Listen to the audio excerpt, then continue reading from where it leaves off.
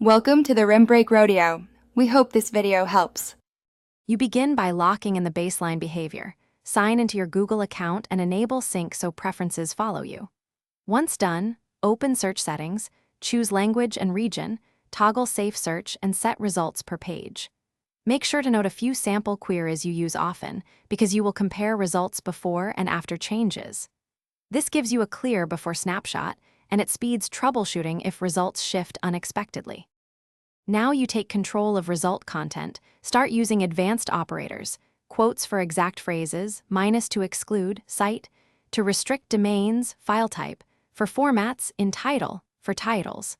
Then adjust personal results and activity controls in your account so Google uses less of your history and rankings.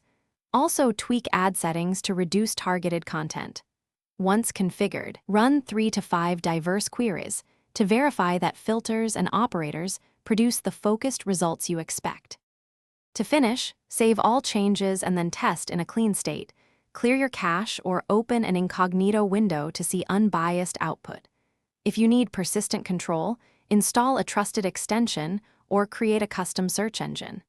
Make sure to compare the saved sample queries to confirm consistency.